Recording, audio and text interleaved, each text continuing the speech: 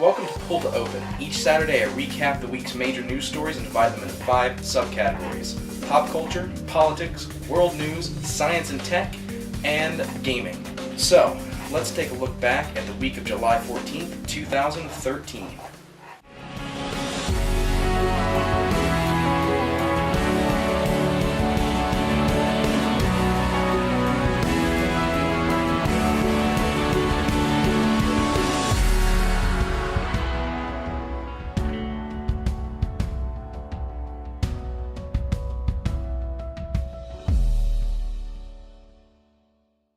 This week in pop culture, Glee star Corey Monteith found dead at age 31 by staff members in his room at Vancouver Fairmount Pacific Rim Hotel. This was a result of, according to the British Columbia Coroner's Service, a mixed drug toxicity involving heroin and alcohol. They also said that at this point there's no evidence to suggest that Mr. Monteith's death was anything other than a most tragic accident. Now, I personally can't say this was tragic. That he accidentally drank too much booze and shot up a little too much heroin, maybe, but his bad decision, I can't call that tragic. I'm sorry. Glee fans don't hate me, but he's wrong. As far as the cast and crew could tell, there was nothing wrong with him at the time, and one of the directors of the show, Adam Shankman, was quoted as saying he showed up every day, he was a delight.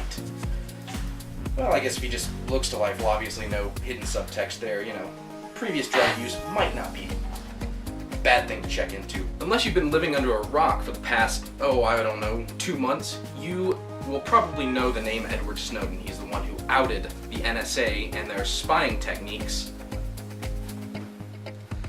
on the US, scooping up phone information and personal information, basically spying on the American public. Well, Obama has finally stepped in.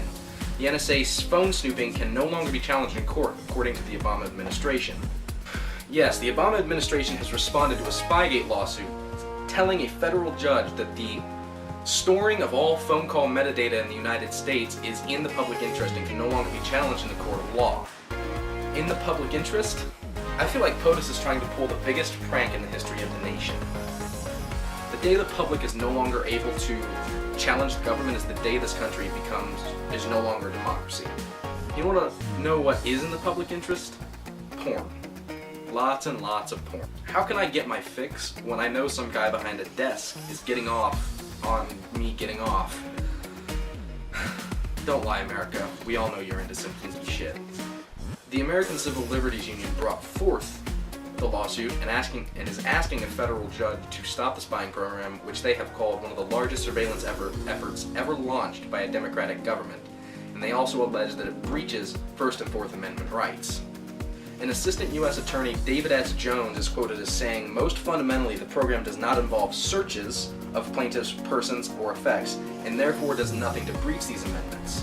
The government also replied saying that even though the information from certain telecommunications service providers had been obtained, the program only uses 300 unique identifiers to search for terrorist activity, and that the chances are too slim that their information would have been queried, and that basically have no business being in court on the subject.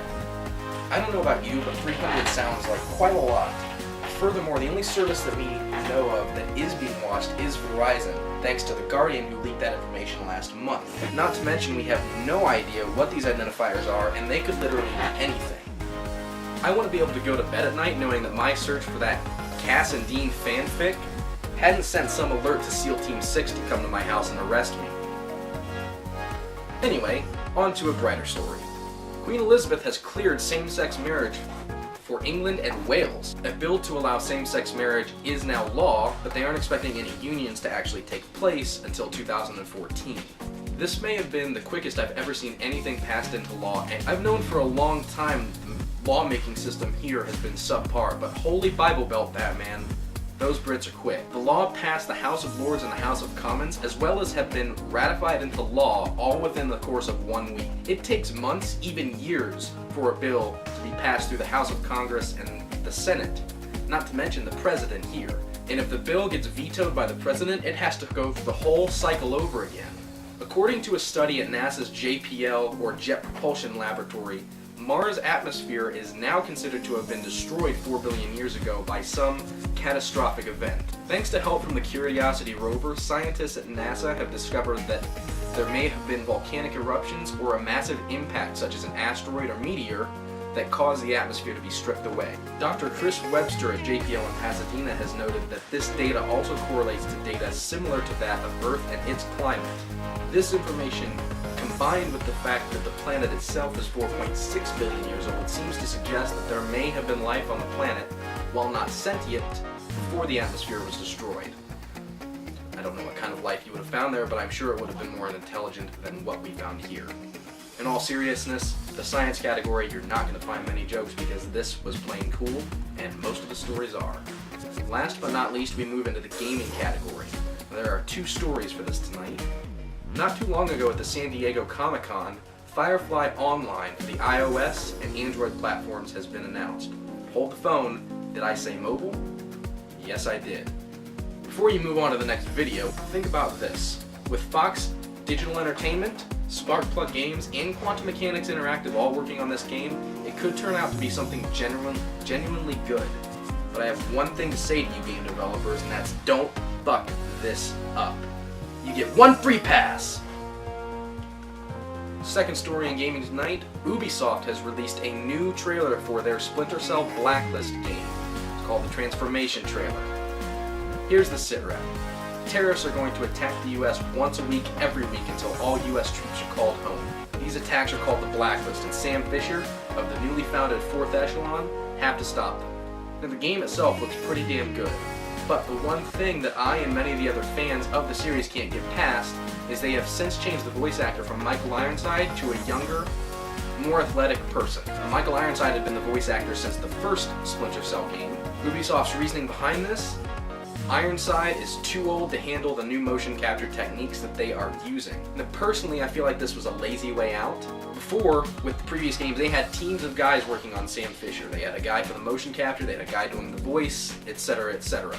But the one thing you really need to watch out for when you watch this is that the guy is obviously trying a little bit too hard to be Michael Ironside in the trailer. I mean, seriously, have you watched that thing yet? Sam is supposed to be 50 years old. This guy sounds like he's 25.